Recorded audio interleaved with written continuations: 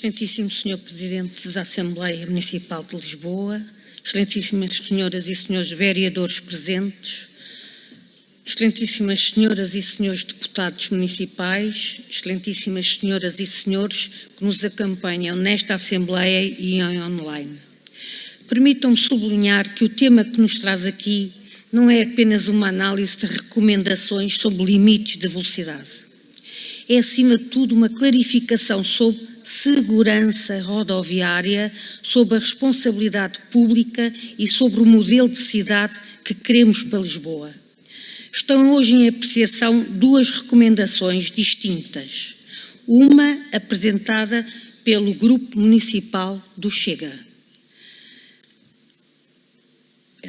relativa ao aumento do limite de velocidade na Avenida Santos e Castro, e outra apresentada pelo Grupo Municipal da Iniciativa Liberal, que propõe a redefinição dos critérios de fixação de limites de velocidade na cidade.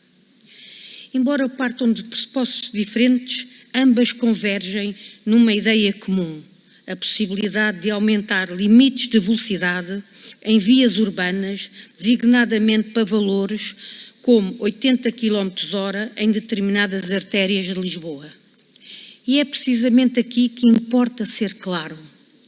Para o Partido Socialista, quando falamos de mobilidade urbana, o primeiro critério tem de ser sempre a segurança das pessoas. A Avenida Santos e Castro é frequentemente apresentada como exemplo para justificar um aumento de velocidade.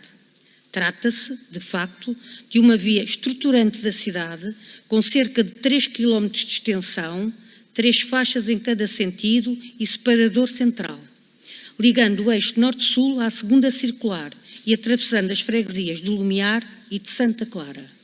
No entanto, quando analisamos o impacto real da proposta apresentada, percebemos que o benefício prático seria mínimo. A diferença entre circular a 50 km/h, o que é o limite atualmente em vigor, e circular a 80 km/h numa via com cerca de 3 km, traduz-se num ganho de aproximadamente 1 minuto e 20 segundos. Repito, 1 minuto e 20 segundos. E a pergunta que devemos fazer com toda a seriedade é esta: vale a pena aumentar o risco rodoviário numa via urbana para ganhar pouco mais de 1 minuto numa deslocação? A evidência científica e a experiência acumulada em políticas de mobilidade dizem-nos que não.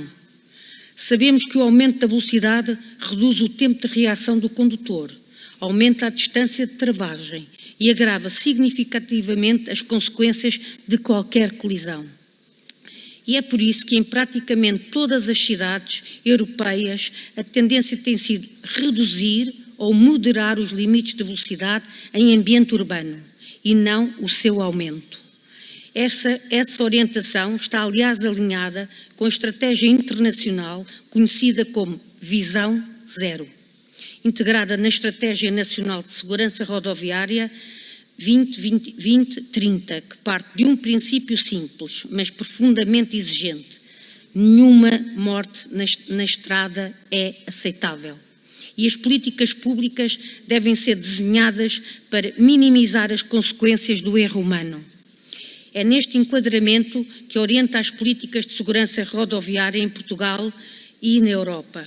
E é também por isso que o Partido Socialista entende que aumentar o limite de velocidade de 50 para 80 km numa via urbana seria um sinal errado e contrário ao esforço coletivo da redução da sinistralidade. Senhoras e senhores deputados, relativamente à recomendação da Iniciativa Liberal, importa também responder a um argumento que surge no texto apresentado. A proposta defende que os critérios para a definição de limites de velocidade devem ser expurgados de vieses ideológicos ou políticos. À primeira vista, esta formulação pode parecer apelativa. Quem não quer decisões baseadas em critérios técnicos e científicos? Mas convém sermos honestos no debate público.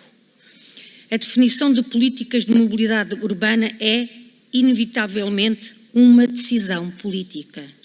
É política porque envolve escolhas sobre prioridades coletivas. E é também política porque exige equilibrar valores diferentes, fluidez do tráfego, proteção dos peões, segurança dos ciclistas, qualidade da vida nos bairros, redução do ruído, redução dos sinistros. Não existe uma cidade neutra e, por consequência, também não existe uma mobilidade neutra.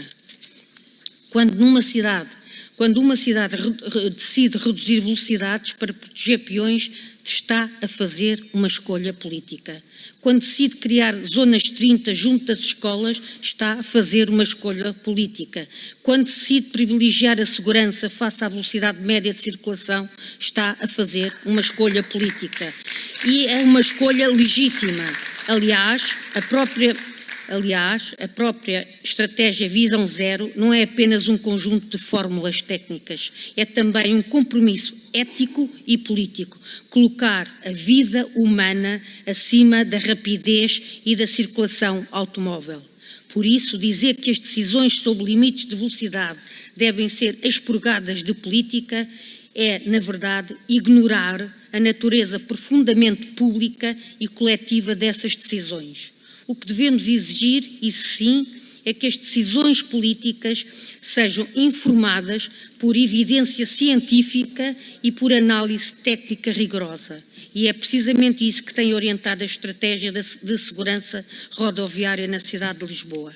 Uma estratégia que aposta na fiscalização, através de radares, na gestão prudente das velocidades e na proteção dos utilizadores mais vulneráveis da vida pública. Senhor Presidente, senhoras e senhores deputados, a mobilidade urbana não pode ser pensada apenas a partir do ponto de vista do condutor, que pretende chegar mais rapidamente ao seu destino. Tem de ser pensada a partir de todos os que vivem a cidade, do peão que atravessa a rua, da criança que vai para a escola, do ciclista que partilha a via, do idoso que circula num passeio. E é por isso que o Partido Socialista entende que a prudência deve prevalecer.